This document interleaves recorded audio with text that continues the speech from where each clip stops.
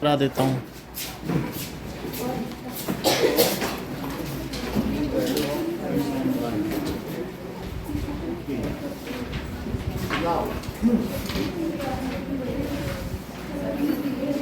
Second question देखो, set 1 के कुछ क्वेश्चन करा रहा हूँ।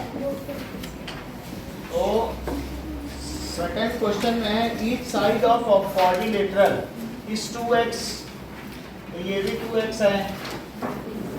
That is equilateral triangle, the area of triangle is, तो और ये भी दिया गया है कि x√3 क्या है, इट इज इक्वल्स टू √48।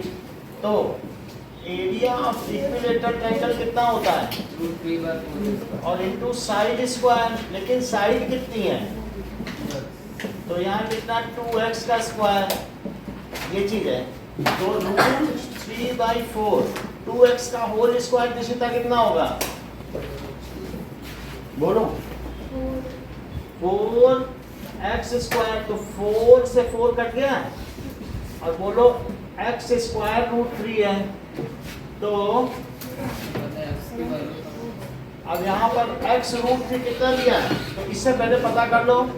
तो x√3 क्या यहाँ से है, तो √48 को क्या लिख सकते हो, 16 × 3, और 16 का एक परफेक्ट स्क्वायर है जो कि बाहर निकल जाएगा।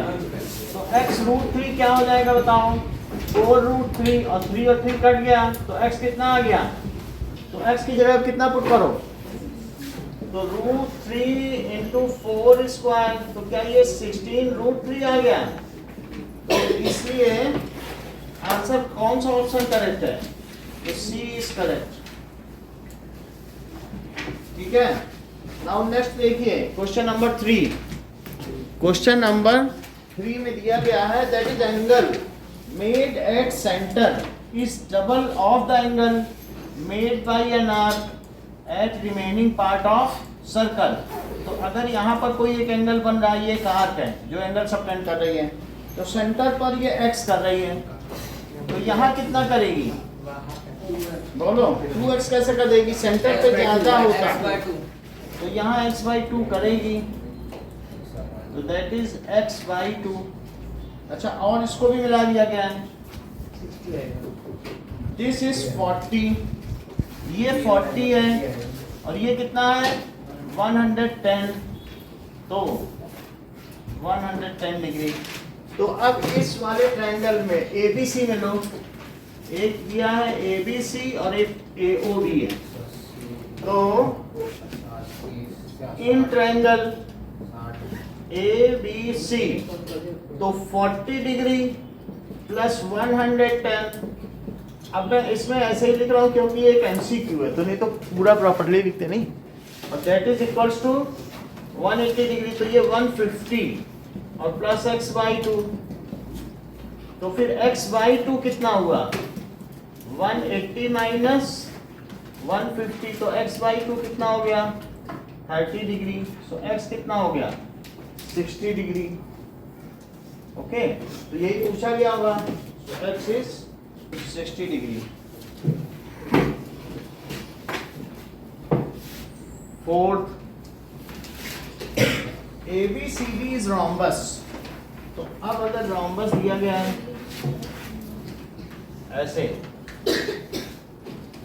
नाउ इसमें ये एंगल 40 डिग्री है, लेकिन क्या ये दोनों साइड इक्वल होती हैं, और ये क्या है, ये x है और ये y है, तो क्या तुमको लगता है कि ये दोनों इक्वल होंगे, क्योंकि रोम्बस की तो सभी साइड इक्वल होती हैं। तो फिर हम ABCD हम इसी ट्रायंगल में देखें, इन ट्रायंगल ABD, तो बताओ अगर एंगल XY के क्यों इक्वल है, that is angles opposite to equal sides, so angles opposite to equal sides, और इस वजह से जो तीनों एंगल होगा x प्लस वाई, अब ये तो एंगल दिया नहीं है, कोई बात नहीं। अब हम और इसमें देखें और क्या किया जा सकता है। रोम्बस में ये 40 डिग्री है, तो ये कितना हुआ, ये बताओ ये 40 तो ये भी 40 हुआ कि नहीं हुआ, क्योंकि ये दोनों साइड्स इक्वल हैं। अच्छा ये बताओ क्या ये दोनों पैरेलल हैं, ये लाइन और ये लाइन, और ये अगर y है तो इसे कितना होना चाहिए, ऐसा क्यों होगा, अल्टरनेट इंटीरियर एंगल, तो ये चीज कितनी हो जाएगी बताओ, अगर वो y है तो ये z बन रहा है, तो ये कितना हो गया। अब हम किस ट्रायंगल में लें, ACB में ले लें, ठीक है। तो इन ट्रायंगल ACB में एक है 40 और दूसरा भी 40 और तीसरा कितना है नोएल, x प्लस वाई, तो x plus why it is 180 degree, ऐसा ASP से हुआ। लेकिन x और y तो क्या है इक्वल, तो 80 डिग्री और प्लस x इज 180 डिग्री, तो 2x कितना हो जाएगा 180 डिग्री माइनस 80 डिग्री, तो 2x is equal to 100 degree, तो फिर x कितना हो गया 50 डिग्री, और यही कितना हो गया। आपसे क्या पूछा जा रहा है, क्या x 50 y 50, तो कौन सा ऑप्शन करेक्ट हुआ, D इज करेक्ट। अब देखें फिफ्थ क्वेश्चन,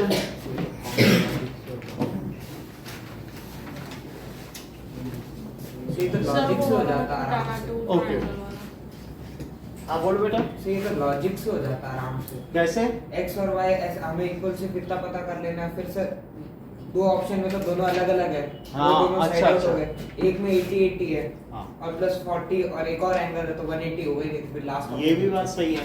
अब जैसे जिसमें ये 80 है तो 80 प्लस 80 160 160 और प्लस 40, लेकिन 40 ये है तो हो गई।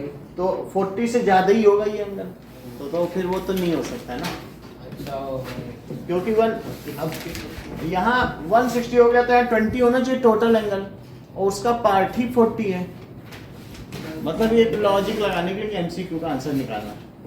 तो फिर लास्ट बचता है 50-50।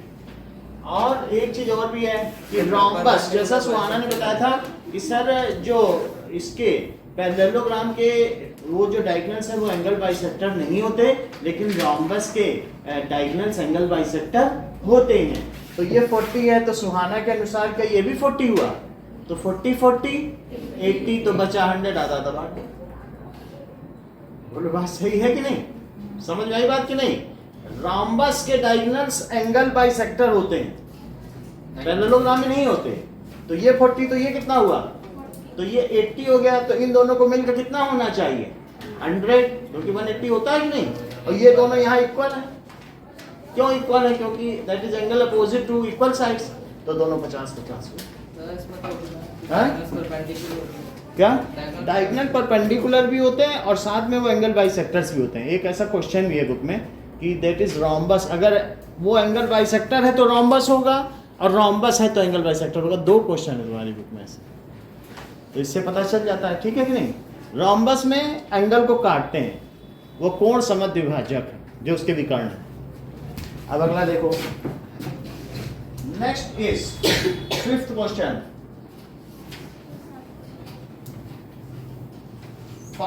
4 to the power x और minus 4 to the power x minus 1 it is equals to 24। तो आपको 2x to the power x बताना है किसके इक्वल है। तो अब जरा देखें कि 4 to the power x और इसे क्या लिख सकते हैं, 2 का स्क्वायर लिख सकते हैं, ठीक है, और 4 to the power x है, माइनस पावर को नीचे लिख दो, और ये x है, और ये 2 to the power 2। सर -1 को 4 to the power x upon 4।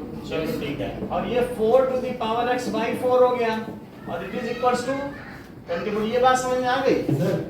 आ जाओ अभिषेक देख, अब इसका एलसीएम लो, तो 4 यहां से एलसीएम होगा तो क्या होगा 4 into 4 to the power x, और इससे ये डिवाइड हुआ तो कितना हो जाएगा 1 आएगा, तो 4 to the power x is equal to 24। ये बात समझ आ गई। अगर ये नहीं समझ में आया, देखो आया कि नहीं, सर बाई वो कैसे? देख लो। इसको क्या लिख सकते हो, अगर चाहो तो इसकी पावर 1 है, ऊपर ले जाओ तो x माइनस 1 हो जाएगा। ऐसा लिख सकते हैं कि नहीं? तो अगर किसी पे -1 है तो 4 to the power x into 4 to the power -1, और फिर 4 टू द पावर -1 को क्या लिख सकते हो, 1/4 लिख सकते हो।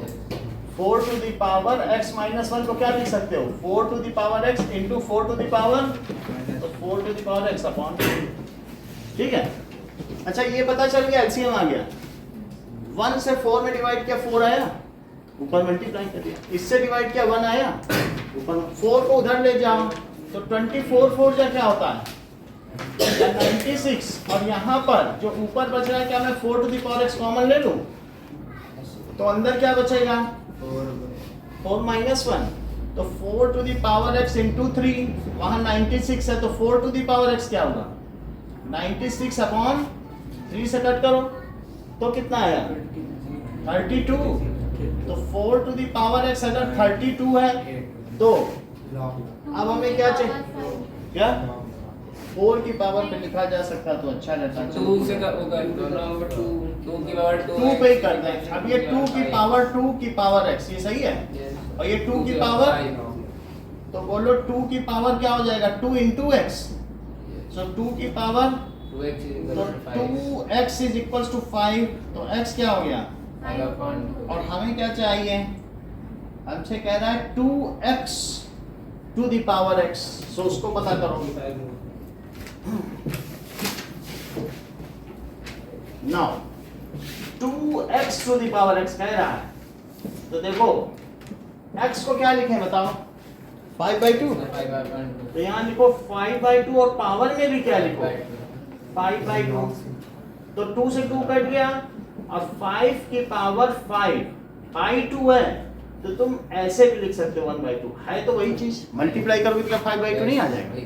अब हम ये रूट के अंदर 5 की पावर 5 है, लेकिन आंसर हमारा क्या है 25/5, तो अब इसको लिखो रूट के अंदर 5 बार 5 और 2 जोड़े बाहर निकाल लो, तो 5 इंटू 5 बाहर आ जाएगा, तो कितना हो जाएगा ये चीज 5, ये तो रूट है ना, तो रूट लिखा और 5 बार ये लिख दिया।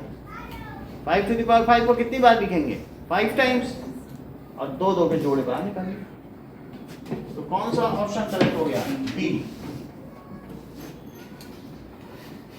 6th क्वेश्चन में देखो कि अगर बी सी के इक्वल है और ए डी परपेंडिकुलर है, तो कौन से इसमें कॉन्ग्रुएंसी लगाओगे, एएस लगा देना और कोई नहीं लगेगा। आर एच कहाँ दिया इक्वल है, कहाँ दिया है? सब बी कहाँ दिया है, सर एंगल बी का अपोजिट एसी साइड अपोजिट कहाँ से आ जाए चेक करते हैं। देखो आपको जो दिया है सिर्फ उसी से ही लेना है। यहाँ पर ये एंगल इसके इक्वल दिया है और ये एंगल किसके इक्वल दिया, ये, तो ये और ये कॉमन साइड, ये आर करते हो, और अगर तुमने मान लो चलो एस कर दिया, लेकिन एच कहाँ इक्वल है, H side opposite equal side opposite to, अच्छा तो side opposite to equal angle, अब फिर उतना आप कर तो सकते हो थोड़ा, मतलब जो इमीडिएट रिस्पांस आ रहा है, क्या यहाँ पर एएस नहीं दिया है कहीं पे, तो एएस सही करो क्योंकि इमीडिएटली वही आ रहा है। ऐसे तो सारे इंटरकनेक्टेड हैं, जैसे इन्होंने कहा सर ये इक्वल एंगल है तो ये भी इक्वल हुआ, तो हम आर एच एस लगाएंगे, बात इनकी सही है आर एच एस, लेकिन जो इमीडिएटली आ रहा है उसमें कुछ कहीं से डिडक्ट या आपको कहीं से बोरो नहीं करना है, सिंपली लगाना है। तो सिंपली में तो ए एस आ रहा है नहीं आ रहा है ना, डी हो गया। How many lines pass through one point? Many. The degree of zero polynomial not defined होती है, तो जीरो पॉलिनोमियल जीरो ही होता है, और जीरो को x की पावर कितना लिखा जा सकता है,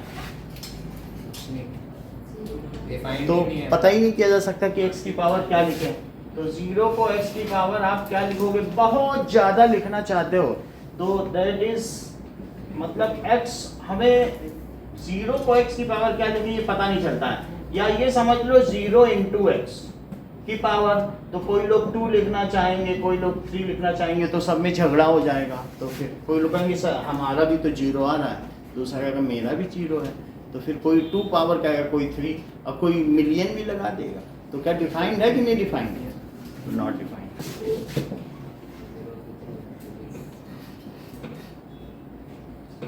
चलो नेक्स्ट देखिए, सिंपलेस्ट रेशनलाइजेशन फैक्टर, तो इसका रेशनलाइजेशन फैक्टर क्या हो सकता है?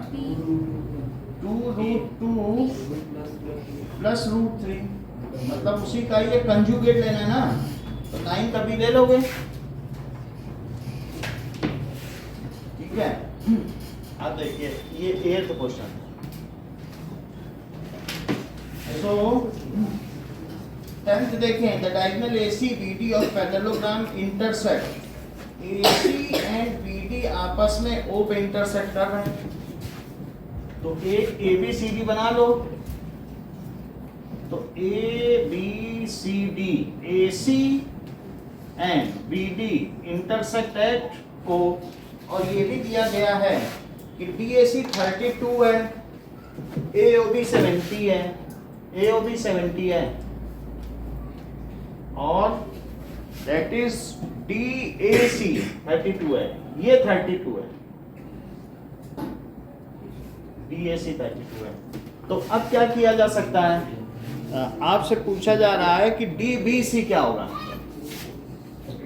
ये कितना होगा, ये पूछा जा रहा है, ठीक है। सो ये कितना होगा सुहाना बताओ जरा, क्यों? अल्टरनेटिंग चीजें एंगल, ये चीज 32 हो गई, अच्छा ये 32 हो गई, ये 70, तो ये कितना, ये 30 हुआ, देखो 180 होना चाहिए, तो 100 कितना हो गया 10, क्योंकि 180 होता है कि नहीं एक लाइन पे एंगल, एक लाइन पे 180 होता है, तो ये 70 तो 110, और इधर वाला कितना हुआ बताओ, तो उधर ना लेके सीधा इधर 110 ले लो, तो ये 110 है, ये 32 है, तो नमन ये कितना हुआ बताओ, देखो इस वाले ट्रायंगल में लो, इसकी तो जरूरत नहीं है ना, तो ये 70 110, तो 142 दे कितना हुआ, 38 किया करो जल्दी से, 38 है कि नहीं, इस ट्रायंगल में लो ना, okay. x to the power -2 is 64, तो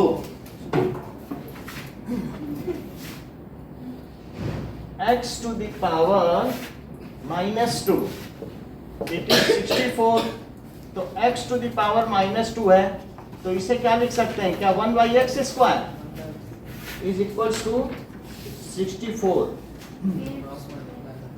आप देखिए, तो और क्या पूछा जा रहा है, x to the power 1/3, और इसकी जगह -2 लगाना है, 1/x² is equals to 64। अब x² वहां ले जाओ और 64 यहाँ ले आओ, तो x² वहां ले गए, ऊपर की चीज नीचे और नीचे की चीज ऊपर, बात समझ आ गई, नीचे होता है तो ऊपर चली जाती है ऊपर से। अब इसको स्क्वायर रूट निकालो, तो क्या होगा 1/64 that is equals to x, तो x कितना आ जाएगा 1/8, और हमसे पूछा जा रहा है कि x to the power 1/3 plus x to the power 0, लेकिन x तो 1/8 है, और 1/8 का जरा क्यूब रूट तो निकालो, और प्लस 1, तो कितना आ जाएगा, क्यूब रूट जानते हो 1/8 का, तो 1/2 ही तो हुआ, 2 × 2 × 2, तो ये 1/2 और प्लस 1, तो ये कितना आ जाएगा, that is 3/2। Now 3/2 it is the C is the correct option। 12th देखिए, the linear equation 2x - 5y is equals to 7 has, तो क्या इसमें कितने सोल्यूशन होंगे दिव्या, क्योंकि एक लाइन में जितने पॉइंट्स उतने ही तो सोल्यूशन होते हैं, तो there are infinite solutions. 13th question देखो, दिया गया है 110 और 150, दिस इज 110, दिस इज 150। तो आपसे ये पूछा जा रहा है कि ACB, देविका, अगर मैं यहाँ से एक और पैरेलल लाइन ड्रॉ कर दूं तो क्या आप मुझे बताएंगे ये एंगल कितना है? ये दोनों पैरेलल हैं। कुमकुम, यदि ये 110 है तो ये कितना हुआ? टिश्यू, हाँ बोलो। 70, क्योंकि को इंटीरियर एंगल है। को इंटीरियर एंगल का सम 180 होता है कि नहीं? और ये 150 है तो इधर का कितना हुआ? 30। सिर्फ 30 हुआ, क्योंकि सम ऑफ को इंटीरियर एंगल कितना होता है? 180 डिग्री। तो ये कितना हो गया आंसर? 100 डिग्री। 100 डिग्री के लिए बी ऑप्शन इज करेक्ट। अब देखो 32 की पावर 1/5 रेशो कितना होता है? 1/5 और प्लस -7 की पावर 0 और प्लस 64 की पावर 1/2। हाँ अस्मिता बोलो। 2 हुआ, सही कह रही हो, क्योंकि 2 की पावर 5 है और ये ऊपर में 1/5। ये बताओ अस्मिता। बहुत अच्छा। ये बताओ। हाँ, क्योंकि ये 8 का स्क्वायर है और उसके ऊपर कितना है? तो 2 की पावर 5 इंटू 1/5, ये कट जाएगा। और यहाँ पर 2 इंटू 1/2, तो दिस इज 2 + 1 + 8, तो ये 11 आ जाएगा। C is the correct answer. Now 15th question देखिए।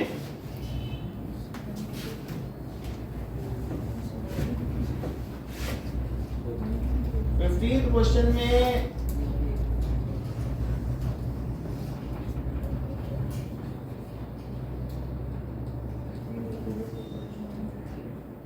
now there are two angles, तो एक तो ये है और इसी आर्क से एक और एंगल बनाया जाता है। लेकिन ये जो दो एंगल हैं ये आपस में एक दूसरे को कितने पर कट कर रहे हैं? 90 पर। तो ए बी सी डी, अमन क्या ये दोनों एंगल इक्वल होंगे कि नहीं होंगे? अगर होंगे तो क्यों होंगे? Angle in same segment. तो अगर एक x है तो ये भी x हो जाएगा, ये y है और ये 90 है। ठीक है, अब जरा देखो, दिस इज P और हमसे पूछा क्या लेना है कि नाउ x + y क्या हुआ? तो ऐसे ही देख लो, ये ना ये x, तो बोलो इन PDB, in triangle PDB x + y + 90 degree angle sum property लगा दो, इस 180 डिग्री। तो बोलो x + y कितना हुआ? 90 डिग्री हो गया।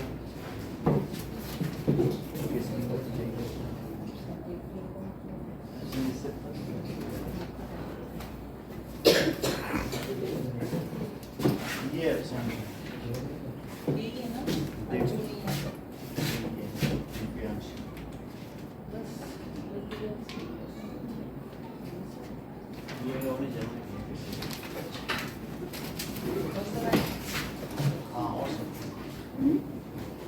चलो, so option C is correct.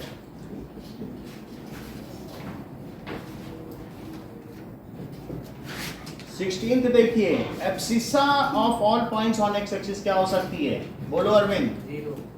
X axis पे सभी पॉइंट पर ये एक्स एक्सिस है, तो एब्सिसा ऑफ ऑल पॉइंट, हाँ बोलो, ये सही बताना है क्योंकि एनी नंबर बहुत बड़ी बात है, क्योंकि उसकी ना ओलंपिक्स की तैयारी कर रहा है। ओलंपियाड में तो लिखना होता है, ओलंपिक्स में दौड़ना होता है, तो दौड़ने की तैयारी कर। सो दैट इज एब्सिसा और एक कोऑर्डिनेट होता है, तो एक्स एक्सिस पर ये हो गई एब्सिसा और ये क्या हो गया? ऑर्डिनेट। तो एब्सिसा तो अलग अलग रहेगी ना, ये थोड़ी कह सकते हो कि एब्सिसा 0 ही हो सकती है सर, ऐसा कैसे हो जाएगा? अलग अलग होगी। ये बात समझ आ गई कि नहीं? Any number, D is the correct answer. 17 देखिए, y को इन दिस इक्वेशन में x के टर्म्स में एक्सप्रेस करो तो किया जा सकता है। हमारे पास ये दिया गया है कि 5x minus 2y it is equal to 7। तो बोलो 5x माइनस 7 क्या हो गया? 2y। और 5x माइनस 7 बाई 2 क्या हो गया? तो लिख दो y, now y has been expressed in terms of x। Now y has been expressed in terms of x। 18 question लिखिए और इसमें p -1 की वैल्यू बताइए डाल के। -1 डालो और पता करो। 5 है कितना आया? कुछ लोग 6 बता रहे हैं, उनका साथ 5 बता रहे हैं। कितना है? -6 बता रहे हैं। कितना है विषय? -6। चलो, सो दैट इज 18th में -6 बताया जा रहा है। 5 का तो कोई ऑप्शन भी नहीं था। ओके तो डी 19 ABCD स्क्वायर है and ACBD intersect at O। तो स्क्वायर में दो डायगोनल को कहा जा रहा है कि वो इंटरसेक्ट कर रहे हैं। तो ABCD, तो AC और BD दे इंटरसेक्ट हो। AOB 90 है, ये बात तो सही है। तो diagonals of a square bisect each other at right angle. Arvind, तो क्या सही लग रहा है आपको? ए सही लग रहा है कि बी सही लग रहा है कि जस्टिफिकेशन सही लग रहा है? Is the reasoning is correct for the assertion? A लग रहा है, यानी दोनों सही भी हैं और that is reason is correct. ठीक है, A is the correct answer. 20th देखो, √3 is a rational number. Square root of positive integer which is not a perfect square is a rational number। नमन, क्या ये बात सही है कि जो नॉट परफेक्ट स्क्वायर्स हैं अगर उनके स्क्वायर रूट लिए जाएं तो वो इरेशनली आएगा? 3 एक नॉन परफेक्ट नंबर है, परफेक्ट स्क्वायर नंबर नहीं है ना 3। अगर तुम उसका स्क्वायर रूट निकालोगे तो क्या इरेशनल आएगा? और अगर 4 का निकालोगे तो सही आएगा, तो रेशनल आएगा। तो इस तरीके से ए आंसर करेक्ट हुआ। आगे आइए, इसमें इन दिस सेक्शन की देखो 1 3 के इक्वल है और 2 4 के इक्वल है।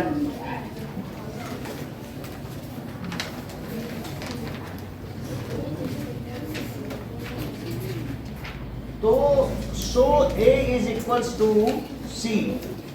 अब जरा देखो 21st क्वेश्चन में angle 1 is equals to angle 3 और angle 2 is equals to angle 4। Adding, हाँ, इसके लिए क्या स्टेटमेंट लिखेंगे अमन?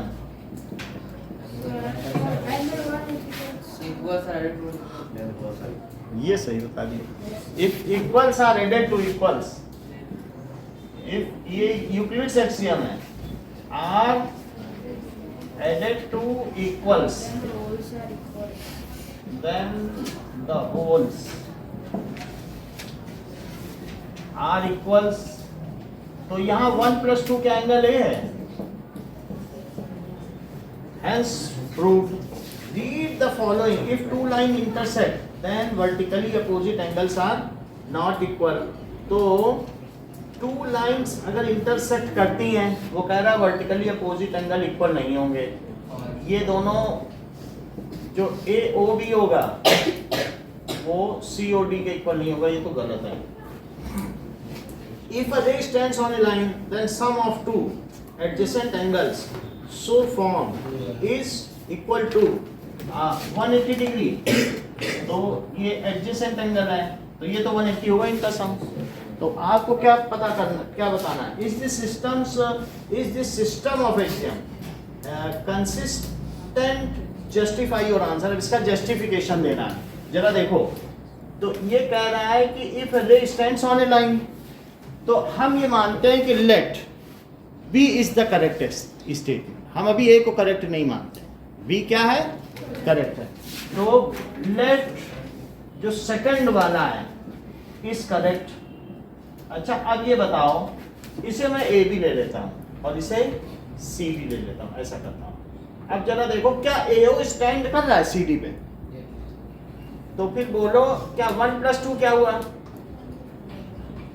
1 + 2 180 हुआ इसके हिसाब से, क्योंकि सेकंड को हमने माना है कि यहाँ पर जो भी x + y है, तो सेकंड के अनुसार क्या होगा, एडजेसेंट एंगल का सम कितना होता है, 180 होता है कि नहीं, ऐसा लिखा है। तो 1 + 2 क्या हुआ बताओ? सो इन 1 AO स्टैंड्स, किस पर स्टैंड करता है, ऑन CD। सो 1 + 2 180। अच्छा, ये बताओ, क्या CO भी स्टैंड करता है AB पे? करता है, वो भी तो लाइन है। And CO stands on AB। तो बताओ, अब इसे 2 लिया तो उसको 3 ले लो, तो बोलो 2 + 3 किसके इक्वल हुआ, 180। If two things are equal to same thing then they are equal. तो 1 + 2 किसके इक्वल हो गया, 2 + 3। और हमने इसका प्रूफ भी ऐसे ही किया था। अब देखो, नाउ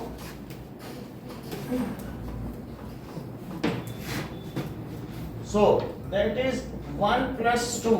इसको जब मैंने कंपेयर किया, तो कंपेयरिंग इस 2 + 3, 2 से 2 कटा, तो फिर 1 किसके इक्वल हो गया, 3। सो वर्टिकली अपोजिट एंगल्स क्या होंगे, opposite angles are equal.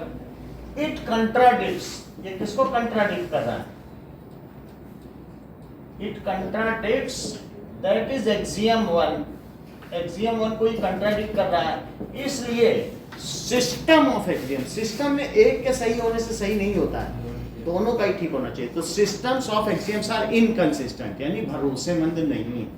Consistency का मतलब है भरोसेमंद। जैसे हम कहते हैं विराट कोहली इज कंसिस्टेंट, उस पर भरोसा किया जा सकता है, और जिस पे न कर सको तो उसको इनकंसिस्टेंट कहेंगे। सो सिस्टम्स ऑफ इक्वेशंस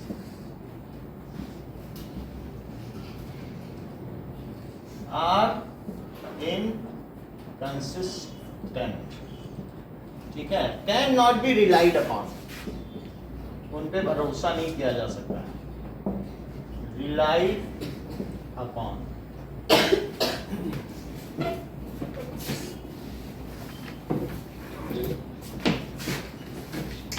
कहा गया है कि which of the following points lies on Y axis. Devika बताओ, पहला पॉइंट लाई करेगा वाई एक्सिस पे, बोलो।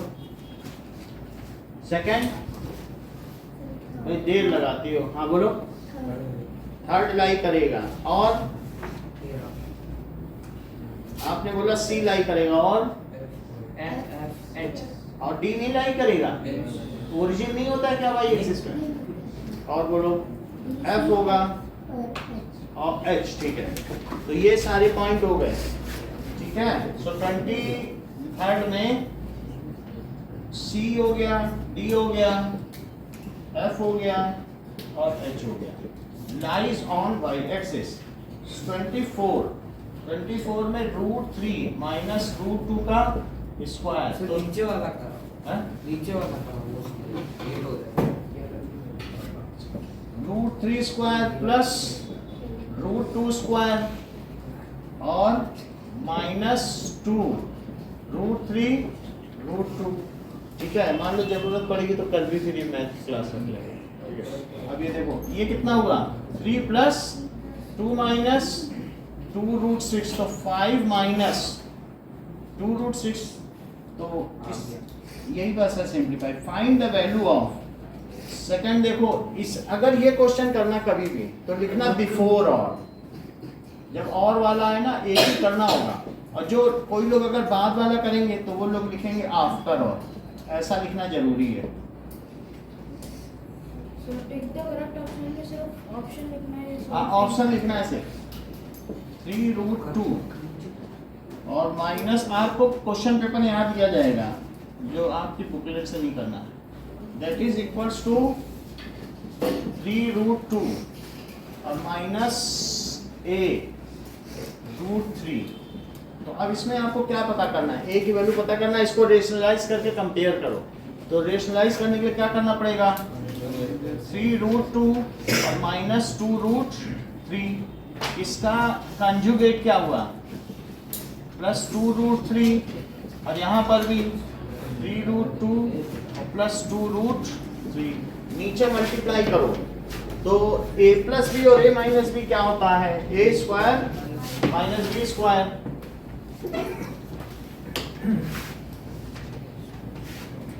ऊपर तो भी ऐसे ही लिखते रहो, क्या पता कुछ कॉमन ही आ जाए।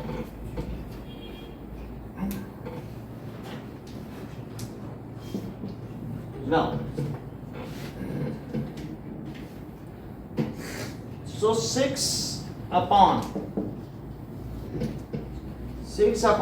3√2 का स्क्वायर, 3√2 का स्क्वायर निश्चिता कितना होता है, 2√3 का स्क्वायर, तो 3√2 और प्लस 2√3, बोलो दिशिता 3√2 का स्क्वायर बोलो 18, क्योंकि 3√2 और इंटू तो 3 3 जा और √2 तो दैट इज 3√2 और प्लस 2√3 और अपॉन 18। अरविंद इसका बताओ 12, तो इससे क्या आ जाएगा 3√2 प्लस 2√3 और नीचे 6, तो 6 से 6 कट गया, 3√2 और प्लस 2√3, यही इसका सिंप्लीफिकेशन है। Now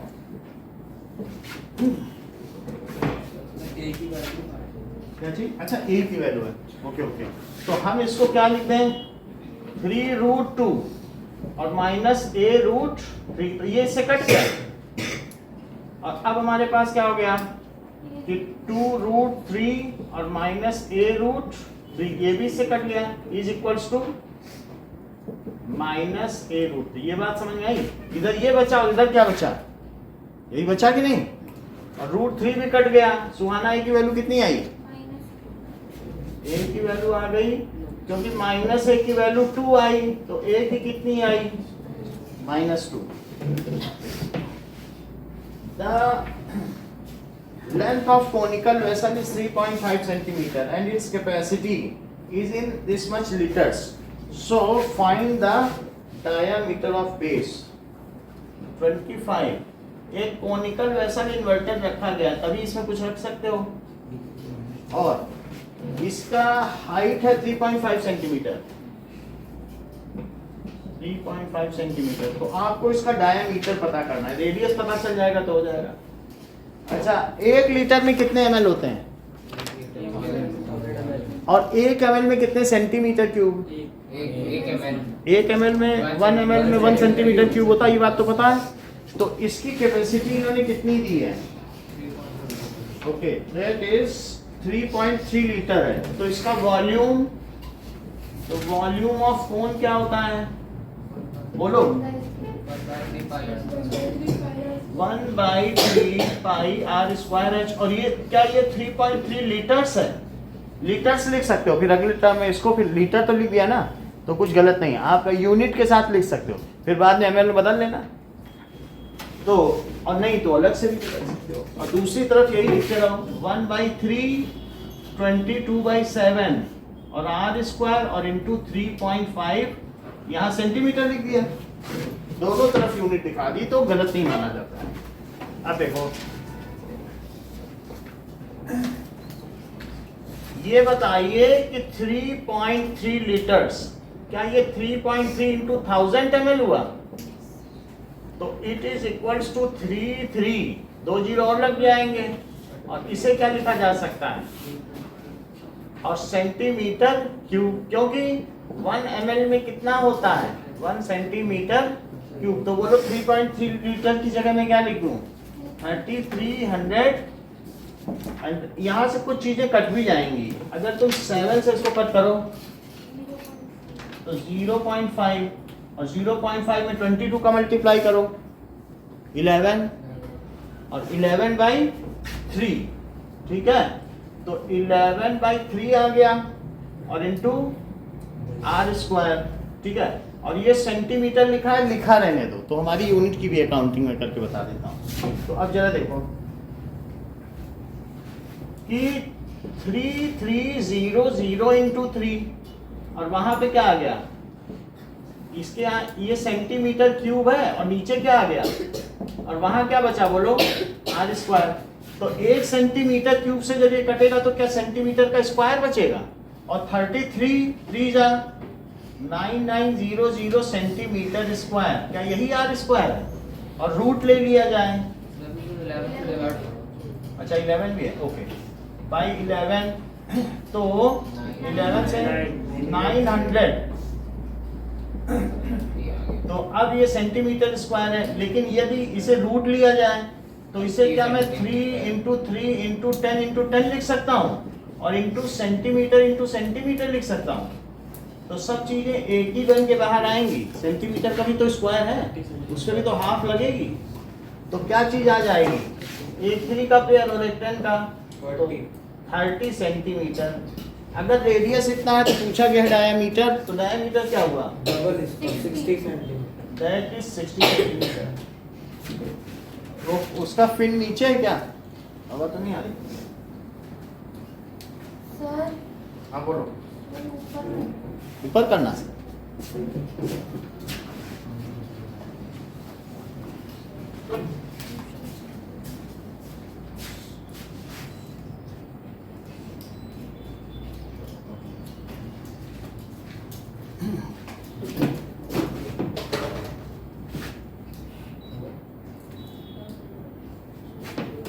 okay, next is 26। 26 क्या है, √25 अपॉन, अच्छा एक और भी है तो इसको लिखो बिफोर और,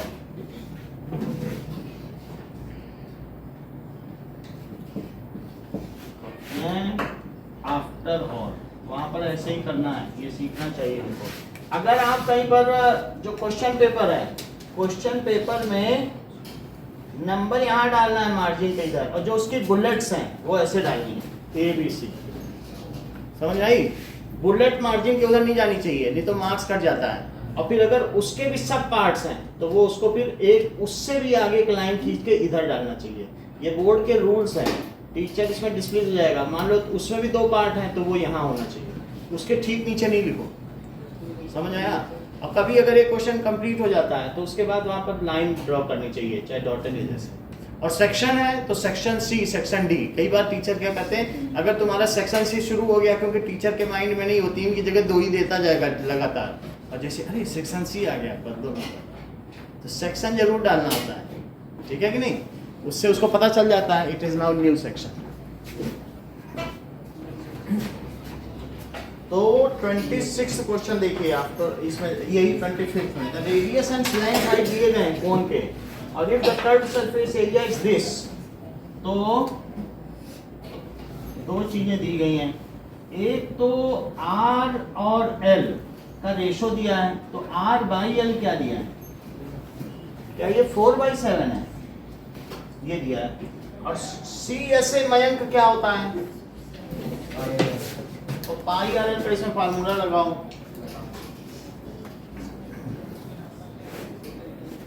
तो हमको ये बात पता चल चुकी है कि R किसके इक्वल है बताओ, 4/7L के इक्वल है क्या, उसी से देखो।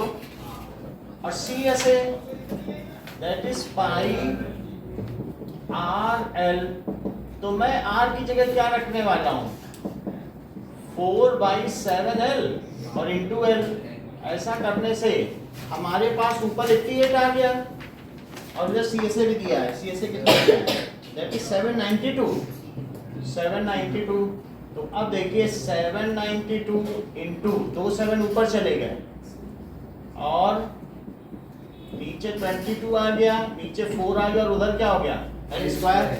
4 से ये कट जाएगा, 4 1 is 4, फिर 4 1 is 4 39, 4 9 is 36, फिर 32 8।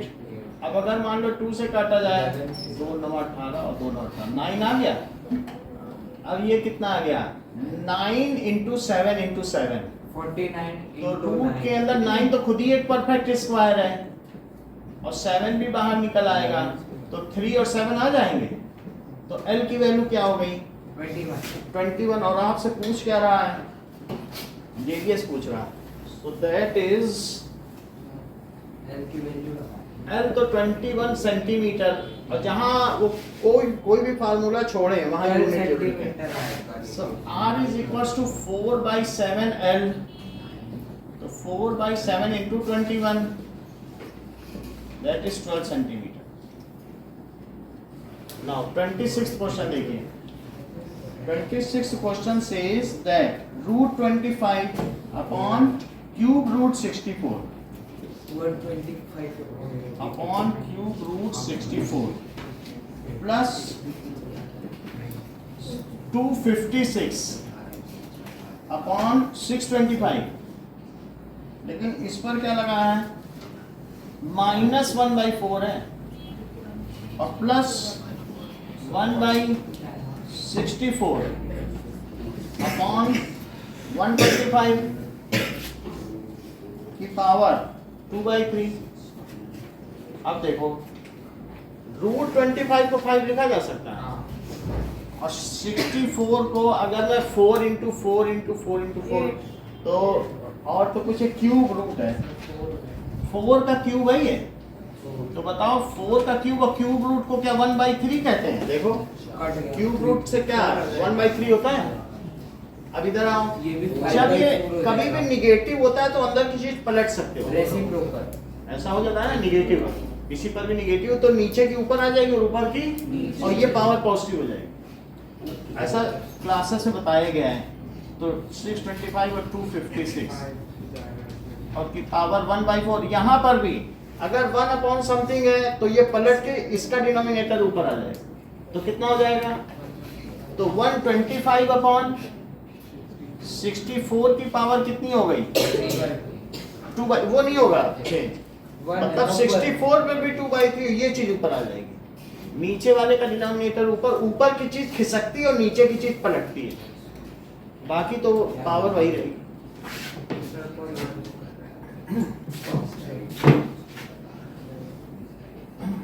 तो 2/3 अगर ऐसे तुम नहीं समझ पाते हो तो दूसरी तरीके से समझाएंगे। चलो कोई बात नहीं उन्होंने क्यों ऐसे कर दी भाई, तो इसका मतलब है इतना बड़ा कोचिंग सेंटर चलाते हैं। अब ये देखो नाउ इसको 4 क्यूब लिख सकते हैं और इसको 5 क्यूब लिख सकते हैं, तो क्या मैं इसे लिख दूं 4 क्यूब अपॉन 5 क्यूब, अभी मैं बदल नहीं रहा हूँ, और बाई 2/3 सही है। अब ये देखो ये तो तुम्हें समझ में आ गया कि क्यों पलटा गया है कि नहीं समझ में, ये समझ गया। अब देखो 5/4 और इसे क्या लिखा है सुहाना, तो 5 की पावर 4 और अपॉन दैट इज 64 4 जा 256 ये 4 की पावर 4 सही है, 4 से ये सही है। तो 4 की पावर 4 और इसकी पावर 1/4। अब यहाँ पर क्या है बताओ, क्या 4/5 की पावर 3 है और उसमें किससे मल्टीप्लाई कर दिया 2 क्योंकि जो पावर पर पावर होती है तो वो मल्टीप्लाई हो जाती है। तो यहाँ पर क्या होगा 5/4 और यहाँ क्या आया 4 into 1/4 और यहाँ क्या आ गया 1 डिवाइडेड बाई, देख लो 4/5 का स्क्वायर, ये चीज उत्तर समझ में आई। 1 अपॉन लिख दिया, अब तो ठीक है। अब अपॉन ये फिर डिवीजन है तो क्या वो मल्टीप्लिकेशन होकर पलट जाएगा, और लेकिन पावर तो वही रहेगी ना। तो इस तरीके से 5/4 प्लस 5/4 और प्लस 1 इंटू 5/4 का स्क्वायर। तो 5/4 और 5/4 नो कितना हुआ? दैट इज अगर एलसीएम में लिया जाए तो ये 10/4 हुआ, एलसीएम ले लो 4 रहेगा 5 + 5 प्लस 25/16 4 जा 16 तो 40 और 16 है तो 25 that is 65/16। Various modes of transport used by, ये क्वेश्चन कटा हुआ है, अच्छा ये बार है, मतलब प्रोबेबिलिटी का कोई क्वेश्चन आएगा तो वो नहीं करना है।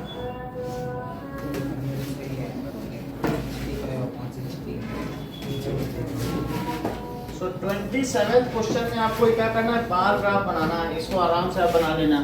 तो यहाँ नीचे क्या दिखाना, different school bus, private bus, bicycle, rickshaw और बाई फुट कई बच्चे आते हैं, और इसमें आप कितने कितने का लेना सही रहेगा। वो 400 है, 150, कोई मल्टीपल नहीं मिल रहा है कॉमन, ये सब किसके मल्टीपल है 100।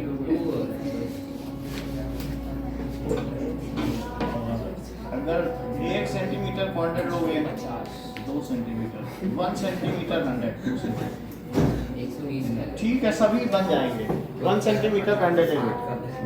ऐसे कर लो हो जाएगा 100 200 300 एंड 400।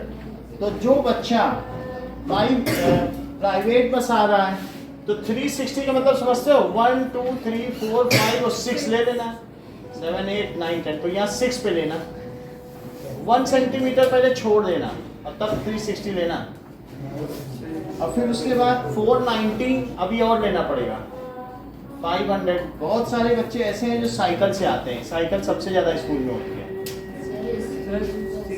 ओके हाँ बोलो, स्कूल बस कहाँ लिखा है स्कूल बस? 640 स्कूल बस तो हमने बनाया ही नहीं, अभी और ऊंचा जाएंगी मंजिल। 700 तो ऐसे कर लेना 600 और 700 तक भी ले लेना, ठीक है। और सभी के नाम लिख लेना, यहाँ लिखना mode of travel, mode of transport, mode of transport. तो पैर भी तो एक मोड ही है, और पैर से भी तो लोग चलते हैं। दैट इज दूसरा number of students, number of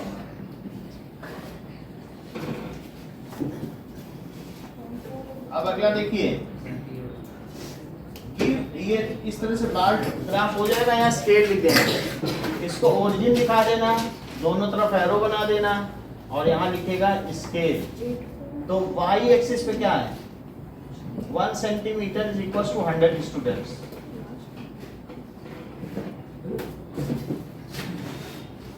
Okay, now 28th question. ABC is a triangle right angle at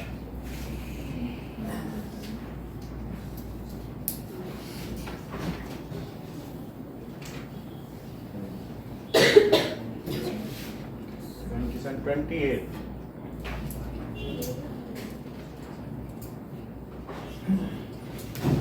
ये राइट एंगल सी पे line through the mid point M of hypotenuse AB and parallel to BC intersect AC at D. तो ऐसा question book का ही है, ये एक right angle C पे है तो ए बी सी। अब कहता है a line through the mid point M of hypotenuse AB, यहाँ से मिड पॉइंट एम से लाइन गई एंड पैरेलल टू बीसी, इसके पैरेलल चलिए यहाँ कट गई डी पे, 8.2 का लास्ट क्वेश्चन है ना। तो आपसे ये पूछा जा रहा है कि प्रूव करो कि D is the mid point. हाँ बोलो बताओ। सर ये वाला इसी का हाँ, इसी के बाद हमने क्या किया ना, एक प्लस है तो 1/, लिख दिया, मतलब इसको क्यूब को बाहर निकाल लिया और फिर इससे कट कर दिया, इसमें भी वही किया सबका।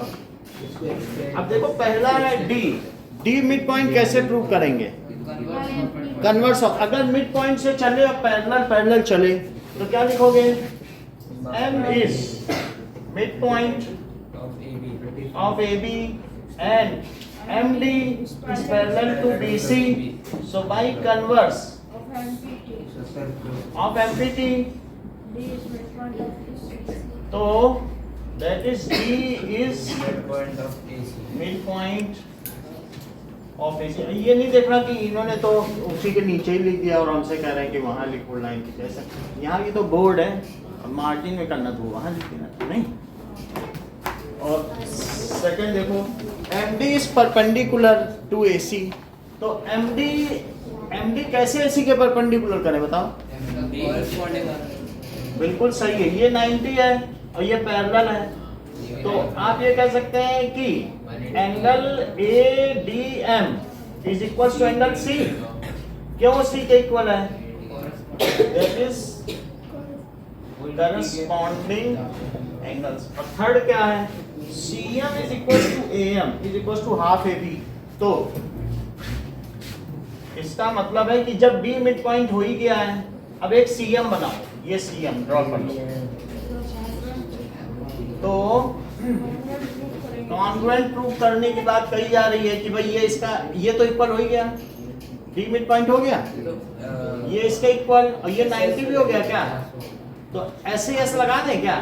SAS तो फिर बोलो भाई SAS कॉन्ग्रुएंसी क्या हो जाएगा थर्ड में? भाई SAS कॉन्ग्रुएंसी ट्रायंगल ADM देख लो SAS ADM is congruent to triangle CDM। तो भाई CPCT देविका बताओ CPCT से क्या होगा? Asmita AM is equals to CM, लेकिन AM क्या है? हाँ तो but AM is equals to half AB, so AM is equals to CM is equals to half AB, hence proved। It is done। Now 29th question।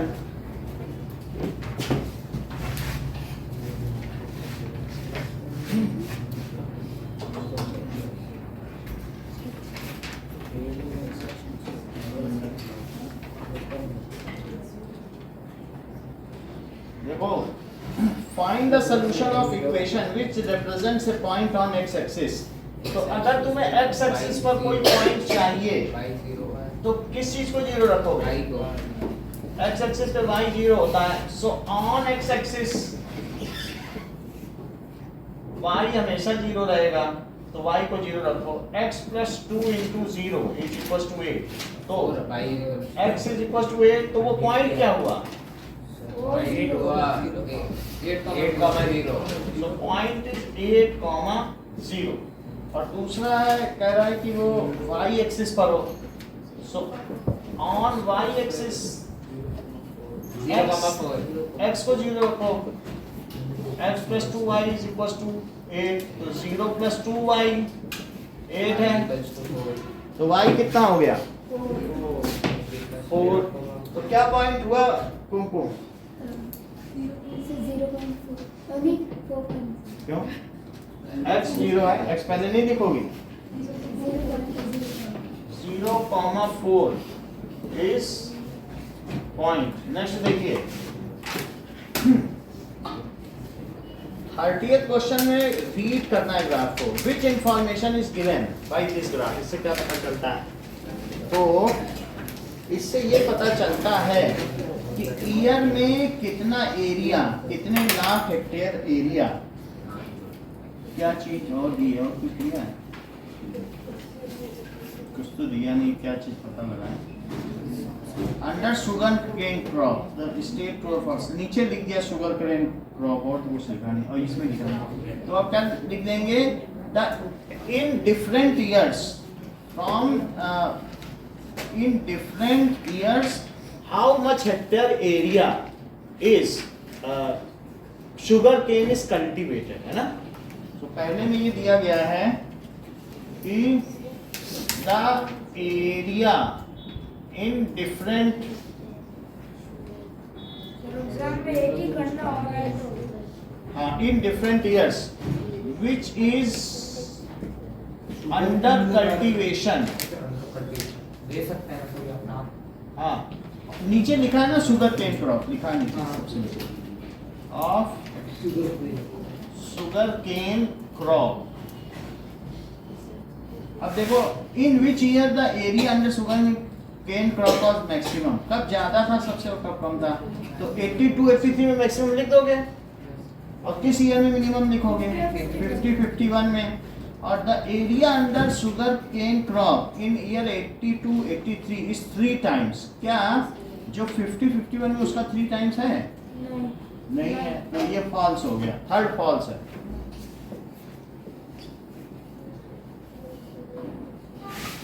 Construct A histogram, तो histogram बनाना है क्या? इनमें equal class interval है कि आपको width बदलनी होगी? Equal है तो सिंपली बन जाएगा।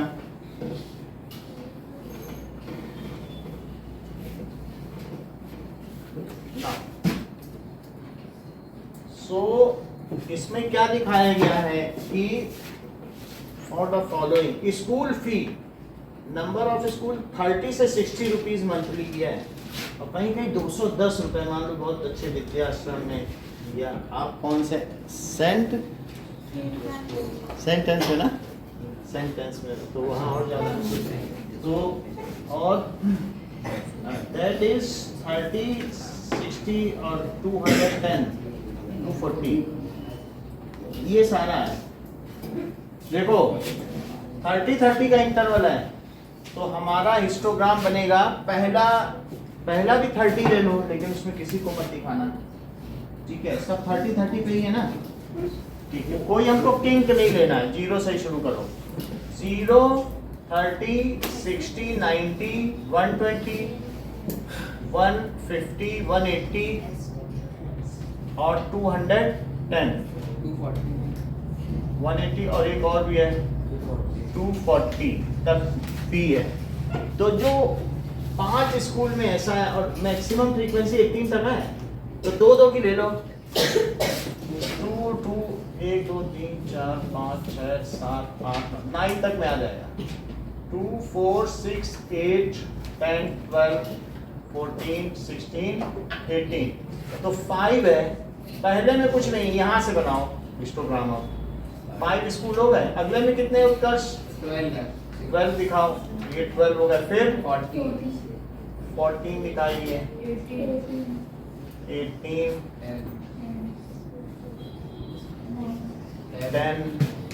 10 यहाँ से हो जाएगा 10, फिर 9 फिर 4, तो 4 स्कूल है। अब इसमें सब आपको लिखना पड़ेगा कि monthly school fee in rupees, ये यहाँ लिखो, मंथली, बात मत करो, मंथली स्कूल फी इन रुपी ऐसे लिखना है। और ये क्या हो गया? नंबर ऑफ स्कूल, स्केल जरूर लिखना, ठीक है? यहाँ पर स्केल लिख लीजिएगा कि y एक्सिस में क्या है और x एक्सिस में क्या है। तो 1 centimetre is equal to 2 schools, और ये 1 centimetre it is equal to 30 rupees, rupees 30।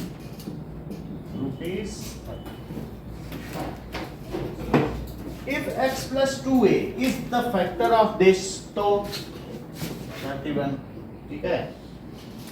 Now, इसमें भी आपको आफ्टर और बिफोर और लिखना है, तो ये उसी क्वेश्चन का ही है, 31 नहीं है, ये आफ्टर और है, and this is before और।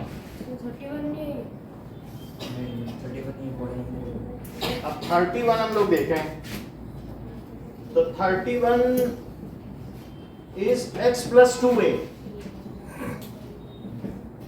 ये फैक्टर है। अगर ये इसका फैक्टर, तो इसे 0 पुट करो, और x की वैल्यू कितनी आ जाएगी? -2a, और ये उसमें पुट कर दो, तो फैक्टर थ्योरम लगेगी, मतलब जो रिमाइंडर है वो 0 रहेगा। तो px क्या है? It is equals to x to the power 5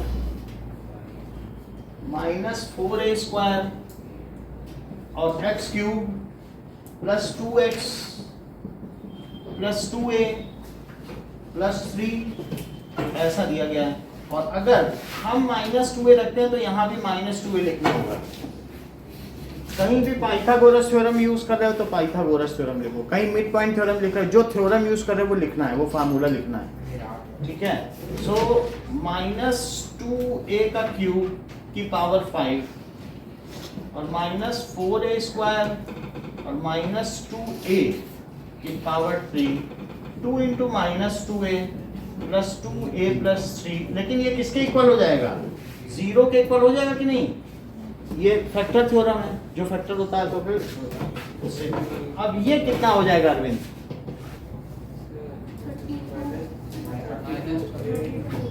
minus में आएगा -32 a⁵ और यहाँ से ये कितना आएगा बताओ जरा। 2 का क्यूब कितना होता है? 2 का क्यूब बताओ। और 8 4 जा,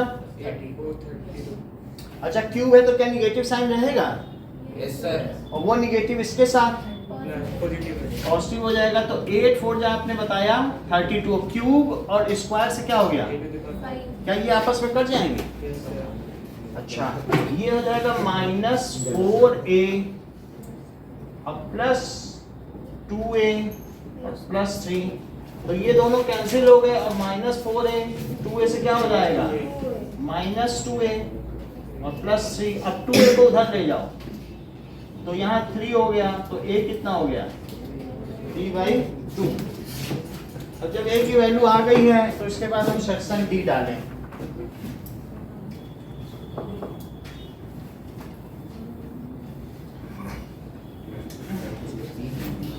सेक्शन डी के क्वेश्चन 5 मार्क्स के होते हैं। सेक्शन डी तो 2 लाइंस पैरेलल नहीं है,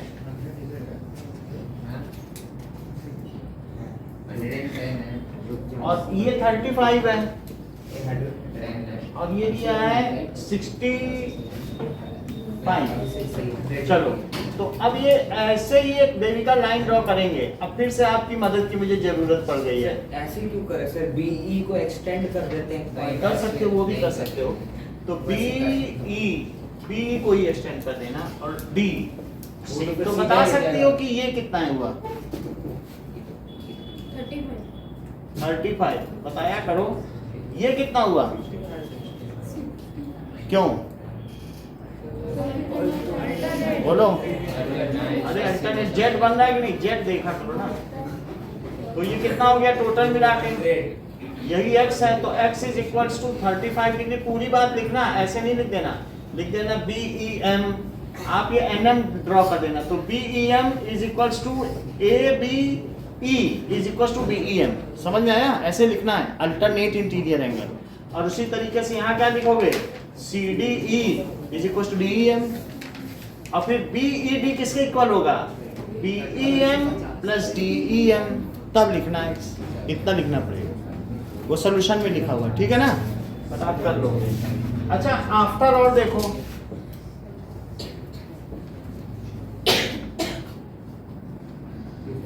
इसमें क्या दिया है कि prove that P plus Q minus R is 180 in the given figure. तो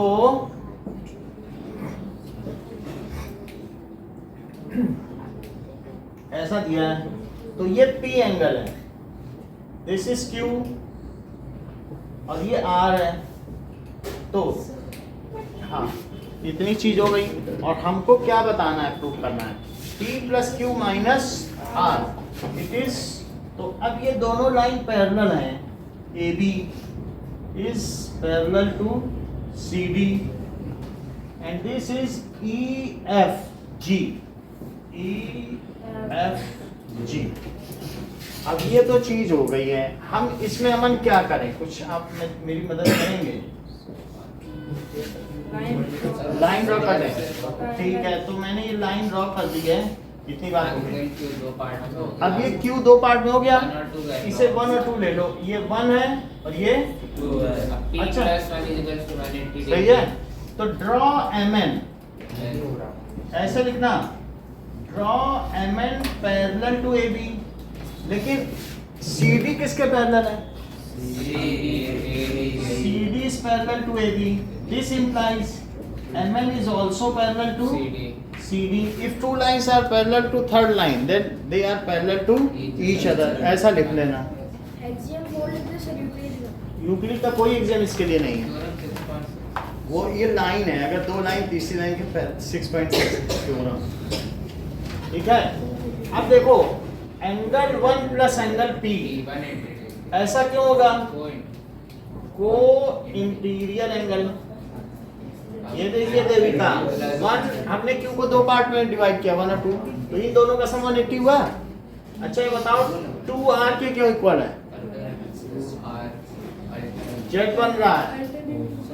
angle 2 is equals to angle R, that is alternate interior angles. अब ये देखिए, और साथ में 1 प्लस 2 किसके इक्वल है?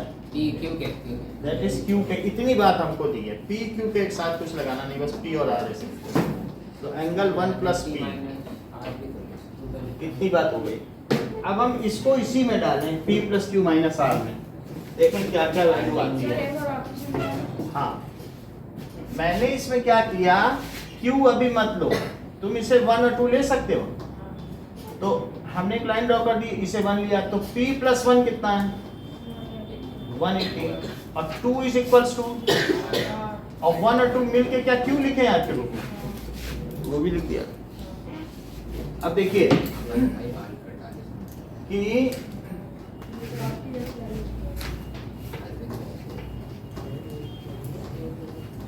नाउ इसमें आपको दिया है LHS, तो P plus Q minus R. अब हम P की जगह क्या लिख दें?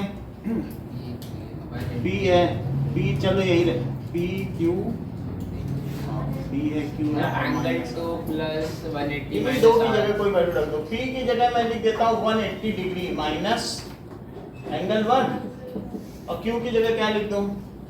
1 प्लस 2, और R की जगह क्या लिख दूं? बोलो सही लिख दिया, सबकी जगह सारा एंगल.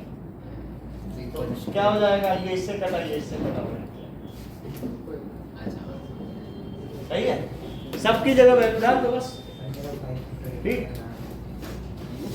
अब देखो 33, that is a cloth is having this much area is shaped in the form of a conical tent of radius 5. तो एक conical tent है जिसका कि रेडियस 5 मीटर है, 5 मीटर. और how many students can sit, if अगर एक student इतना एरिया लेता है, तो सबसे पहले इसकी जमीन को देखो. कोनिकल टेंट है, तो cloth having an area shape in the form of on ground. तो अब हम देख लें द प्लेन सरफेस एरिया कितना हुआ?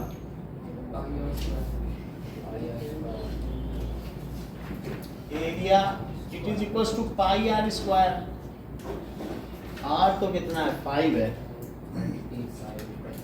22/7 और इंटू 5 इंटू 5, ज़्यादा कुछ नहीं किया जा सकता. 22 इंटू 25, क्या 550 होता है? 550/7, दिस मच सेंटीमीटर स्क्वायर. अच्छा, number of students is equals to area available और divided by area occupied by 1 student. Number of students ये किसका इक्वल होगा? एरिया अवेलेबल कि कितना ये एरिया है? पाई आर स्क्वायर. ये मान लो ये बहुत सारे बच्चे हैं ऐसे बैठे हुए, सो एरिया लेवल और upon area occupied by 1 student. So that is 550/7 और डिवाइडेड बाय, एक बच्चा कितनी जगह ले रहा है? 5/7. 5/7 तो 550/7 और इंटू 7/5 पलट दो बस. तो कितने बच्चे बैठ सकते हैं? 110 बच्चे बैठ सकते हैं।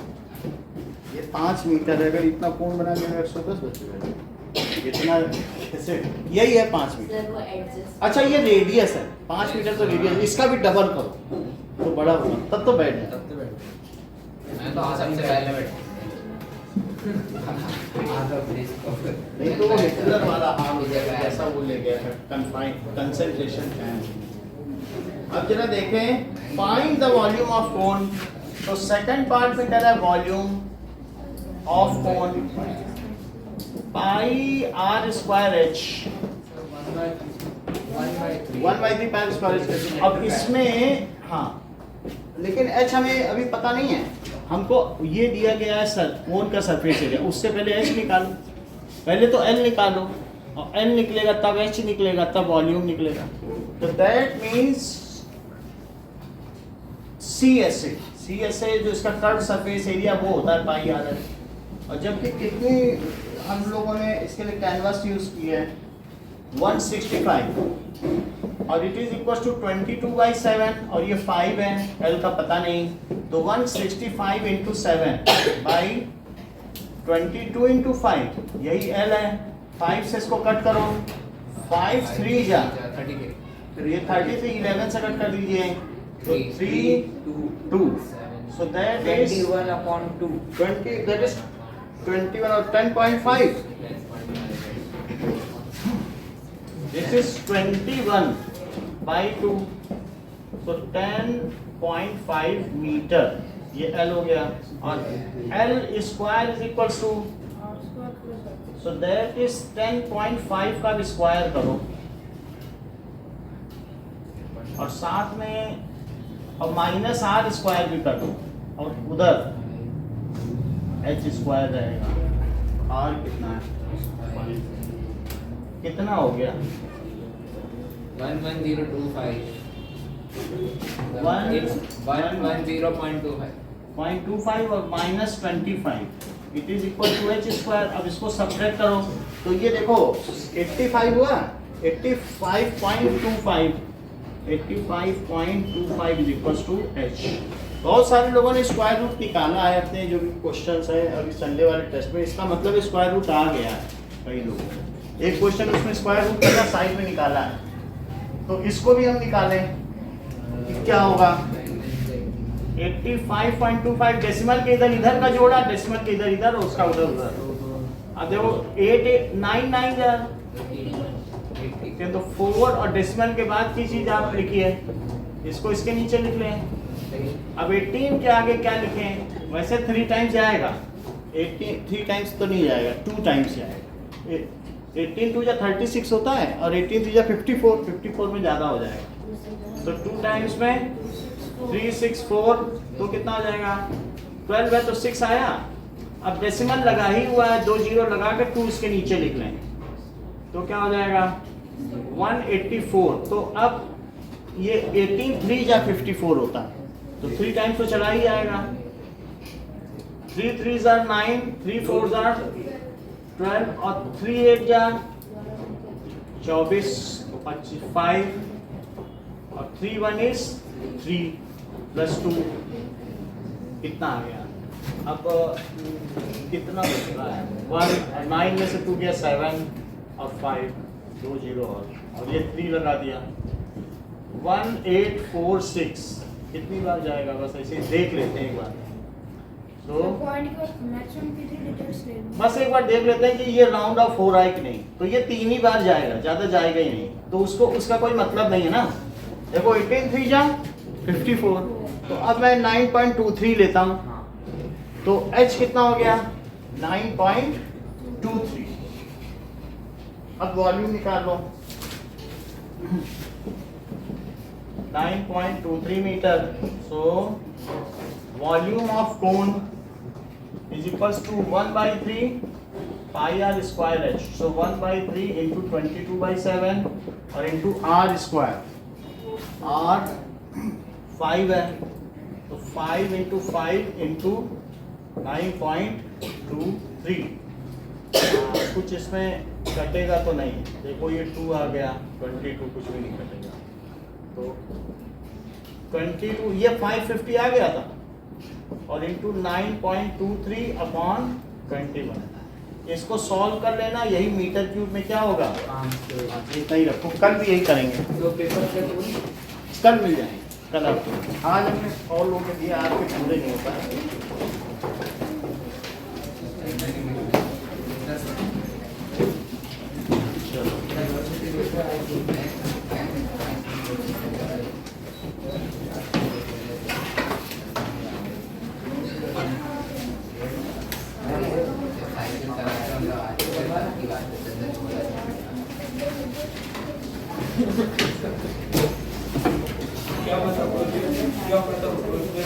कल तो स्कूल होगा ना,